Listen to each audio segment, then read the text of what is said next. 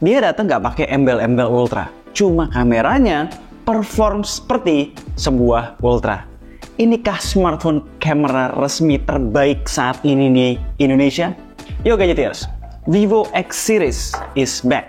Setelah absen tahun lalu, tahun ini Vivo X100 and X100 Pro hadir di Indonesia.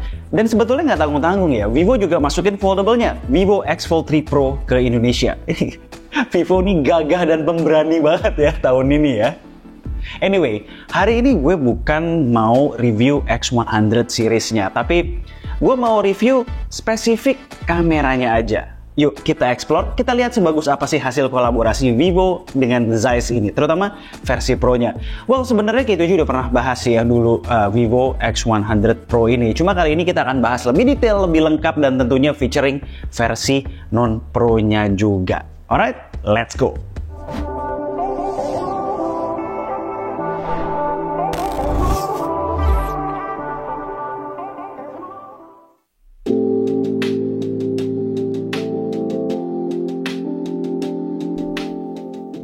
Seperti biasa, sebelum masuk ke pembahasan hasil, kita lihat dulu spek atas kertasnya bagaimana untuk Vivo X100 Pro and X100.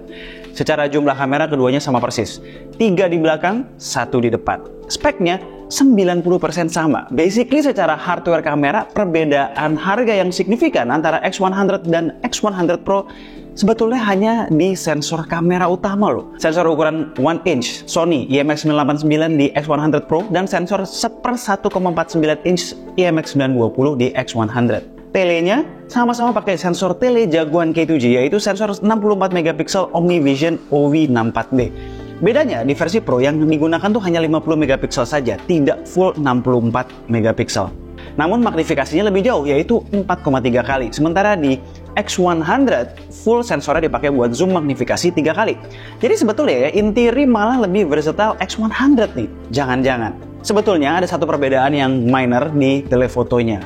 Yang Pro itu udah menggunakan lensa Zeiss APO telephoto. Sejatinya arrangement lensanya diatur sedemikian rupa supaya meminimalisir color fringe dan meningkatkan detail. Hasilnya, wah, untuk beberapa objek sih ada perbedaan ya. Lihat ranting pohon di background. Di non-Pro, kita bisa melihat color fringe berwarna hijau. Sementara di X100 Pro tidak begitu. Tapi kalau di misalnya objek orang, itu nggak terlalu kelihatan perbedaannya. Lalu untuk kamera ultrawide keduanya pakai sensor ISOCELL JN1. Selfie pakai ISOCELL GD2. Ada beberapa perbedaan di luar hardware kamera antara X100 dan X100 Pro.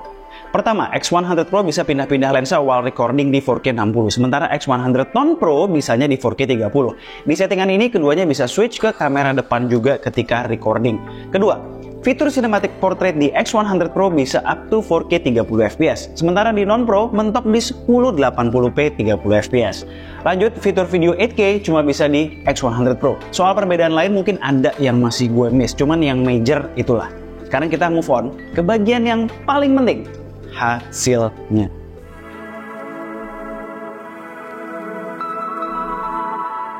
Di video ini gue bakal fokus bahas kamera Vivo X100 Pro ya guys. Kalau ada perbedaan-perbedaan yang perlu di note dengan X100, baru gue bahas versi non-Pro nya nanti. Pertama, gue mau buat clear dulu di depan.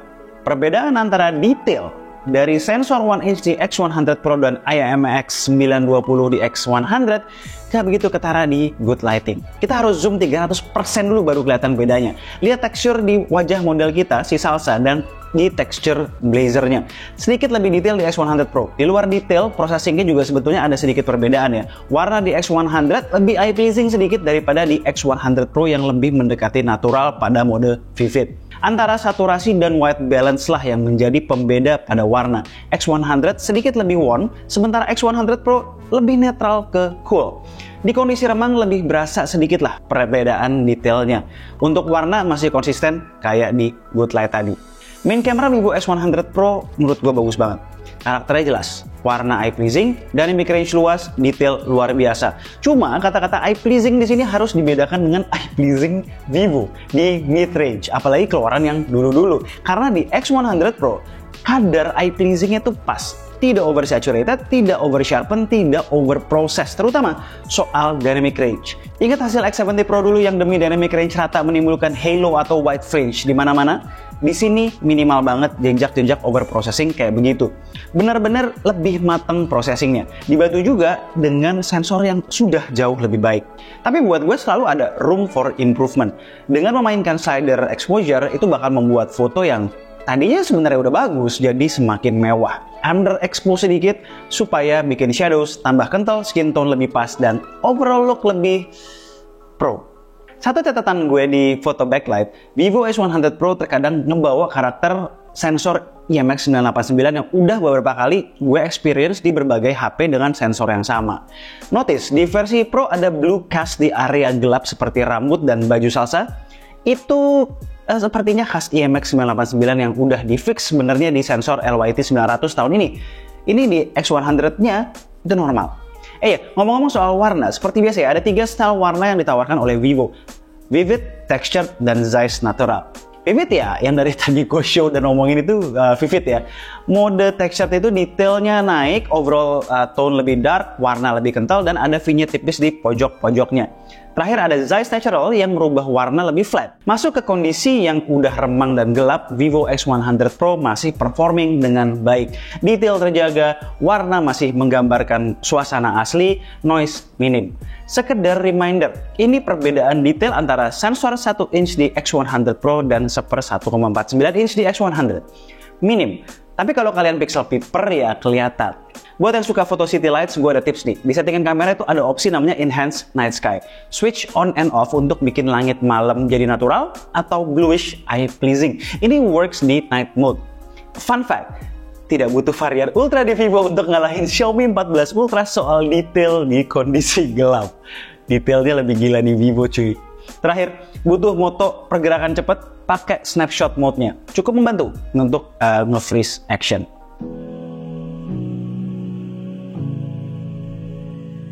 Sekarang kita bahas lensa telenya ya. Seperti tadi gue bilang, sebetulnya lensa tele X100 dan X100 Pro nggak ada perbedaan secara hasil.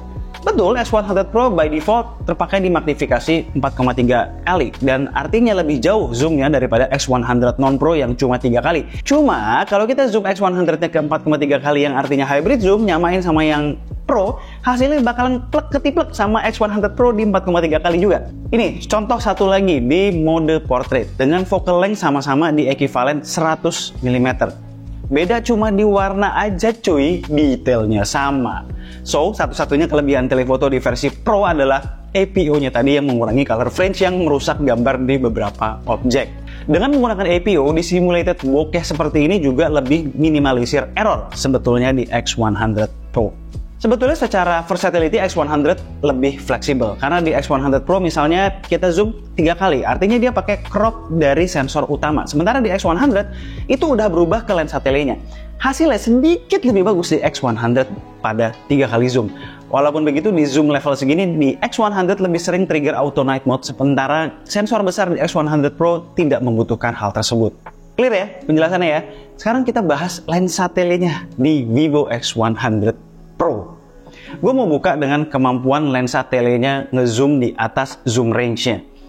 20 kali hybrid zoom versus iPhone 15 Pro Max. Perlu gue komen? Rasanya enggak. Sensor setengah inch plus algoritma processing yang mumpuni versus sensor 1/3 inch di iPhone. Ya begini.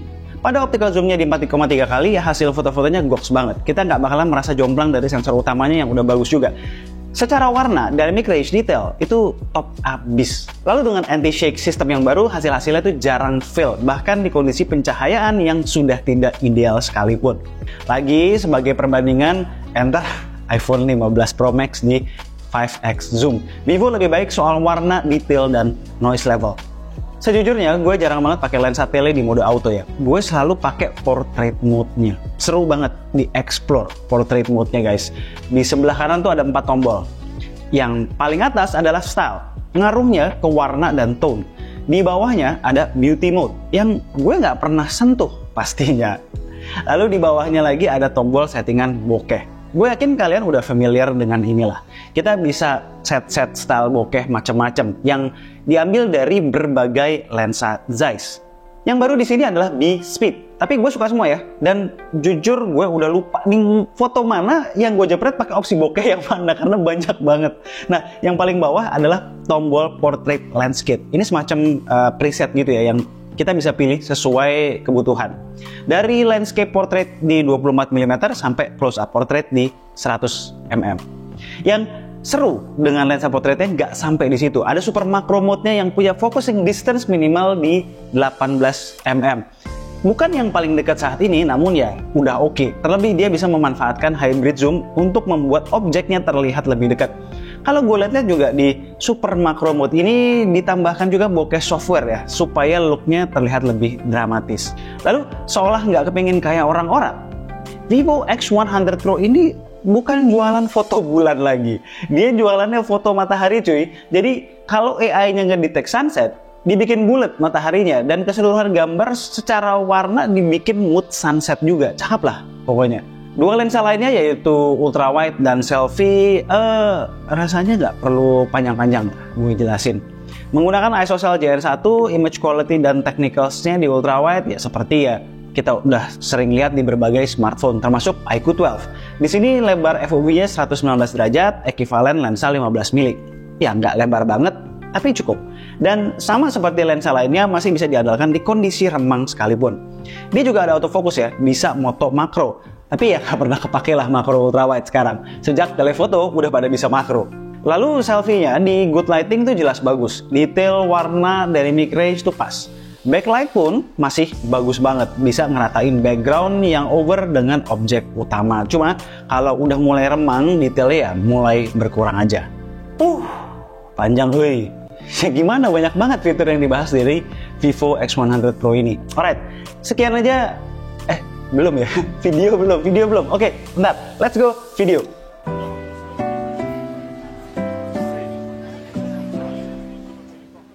Pertama, kita ngomongin pilihan settings dulu. Oke? Seperti gue bilang tadi, X100 Pro bisa sampai 8K 30 fps. Hasilnya ya bagus, cuma nggak akan gue pakai juga. Gue lebih concern dengan 4K 60 fps di semua lensanya. 4K 60-nya bagus pakai banget, dan bagusnya nggak cuma di lensa utama, namun tele dan ultrawide-nya pun bagus. Secara detail, warna, dynamic range itu bagus semua. Lalu beda dari beberapa smartphone asal China lainnya, gambarnya itu tidak terlihat overly processed, natural. Stabilisasinya juara, bahkan ketika kamera moving untuk follow objek dengan lensa tele sekalipun, itu jitternya minimal masih stabil pula. Seperti di video hands-on X100 Pro di awal tahun gue bilang, ketika switching lens pun smooth perpindahannya.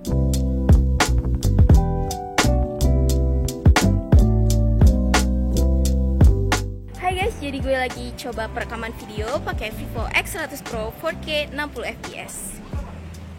Video selfie-nya pun stabil dengan kualitas yang tidak mengalami penurunan terlalu jauh dari main kameranya. Secara sound recording, suara kita masih lumayan stand out dari background noise tanpa terdengar aneh kena noise reduction.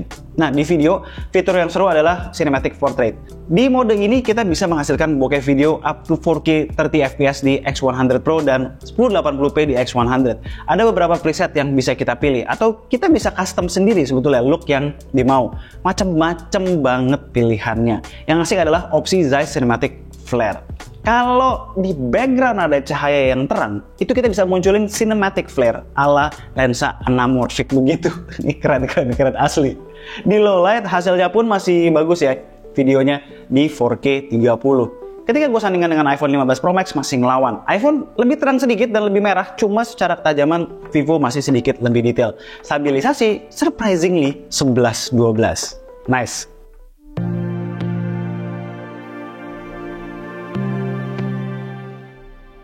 Finally, alright, itu adalah in-depth camera review dari Vivo X100 series. Overall, sama seperti gue bilang di awal tahun ini, gue suka banget kameranya. Bisa banget jadi opsi buat para flagship users di tahun ini.